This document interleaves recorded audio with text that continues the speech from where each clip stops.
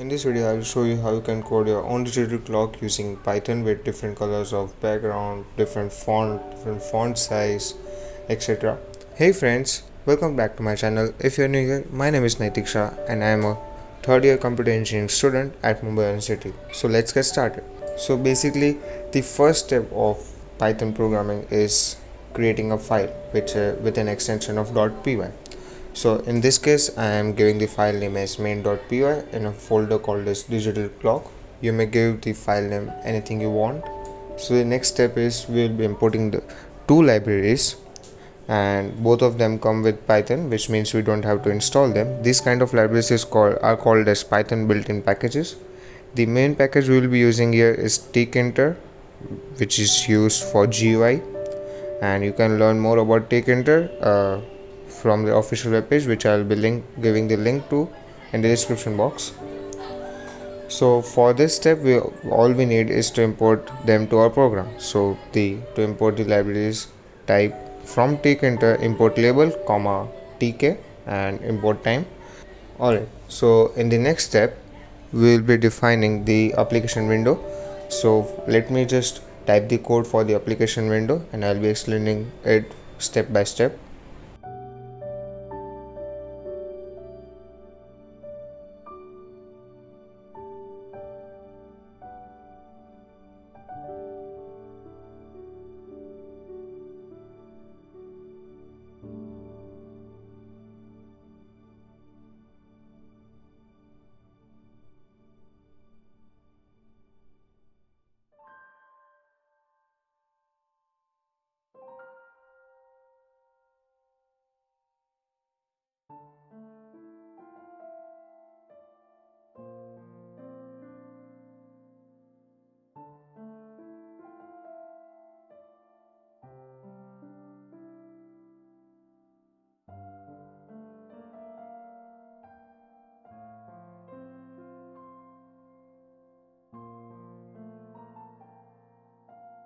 Alright, so now let's understand the code.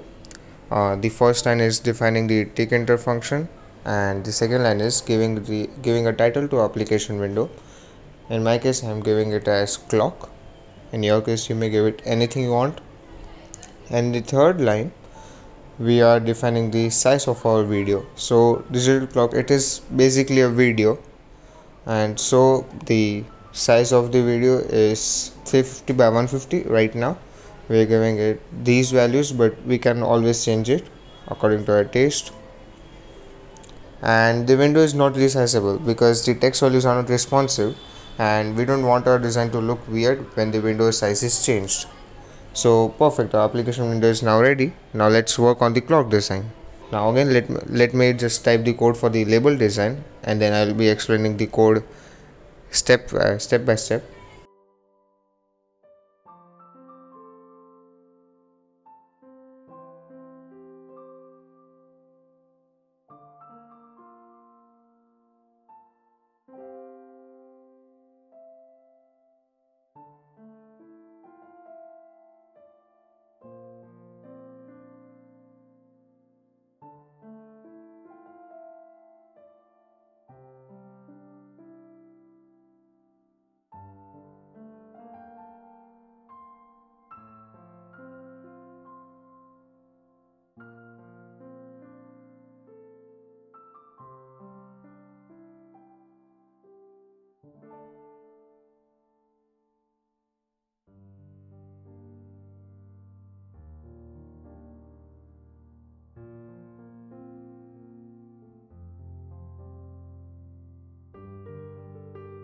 So this is the coolest step of the program, and because you can put your own preferences into a design, this step will make your work different from others.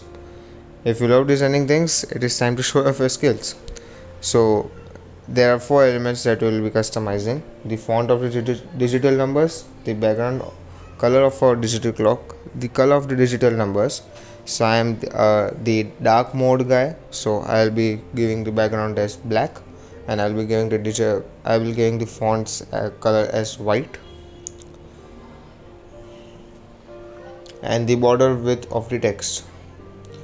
And for colors, so I'm giving the background as black, so the code is just hash and 6 times 0, and for white the font it is hash and 6 times F.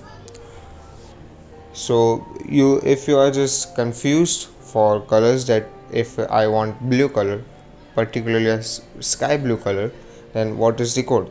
So you just Google color picker, and then you will be greeted with a slider where you can just pick your own color, and you can see that just you can just change the slight test of the color and the code will change. And so there are a lot of choices. Alright, after we have done that, now if we are working on an application project, functions are the best way to make things work. So functions are also great because they make the program more structured and easier to understand. So if you work in a company and if you're a software developer, you might know that the structured programs are much more better to look and understand, and they are much more easier to debug in the future if there are any errors. Alright, so now let's define our digital clock function. So in Python, if you want to define a function, you just type def and function name. So in this case, def digital underscore clock, and under that, now let me just type the code and I'll be explaining you step by step. So now let's understand the code. In this first line, we are getting real time using the time package, and we also defining the format that we want it to be. So you can always change the format. And since we are designing a digital clock, hours, minutes and seconds will be a nice format. In the second line, we are just assigning the real time to the label method. This way the digital clock will be updated. And lastly, we are calling the function again and again so that the digital clock is showing the live time. This way every 200 milliseconds the time is getting updated, so your digital clock will be pretty accurate. And in programming, this is called a recursion loop, calling the same function inside the function. So running the application will be a final step. As you know, functions will not run unless you call them. To trigger the applications, we will call the function. So let's run the application. So the function name we gave is digital underscore clock.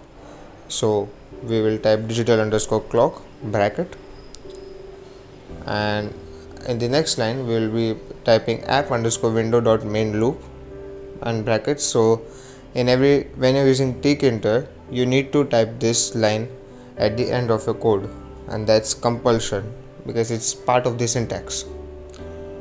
So now if you are using if you're not using an IDE, if you're using text editor like Sublime Text, then go to command prompt, go to a directory where you have saved your .py file, and type python and space your file name with the extension .py and hit enter. If you're using an IDE like VS Code like me, then hit the run button at the top right corner and it will run the program. Alright, so as you can see, the now seconds is being cut, and which is not a good sign, and it seems the problem of the window resizing. So let's try and resize. So I'm doing trial and error to see which pixels fit the perfect.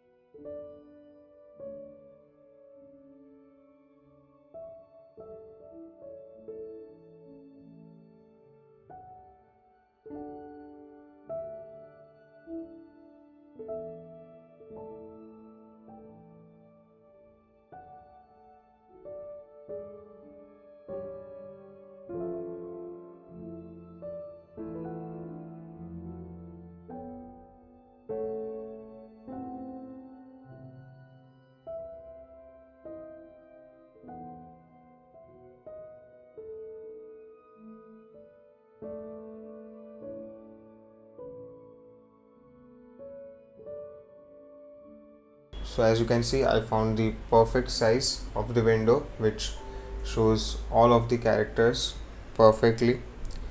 So that's all, and as you have seen, you can always change the background color, the font size, the font type. You can even bold the font, etc. according to your taste. So show off your creativity skills. And if you have any doubts, please feel free to comment down in the video and I'll be happy to help you. So that's all from my end. Thumbs if you like it and subs if you loved it. See you next time.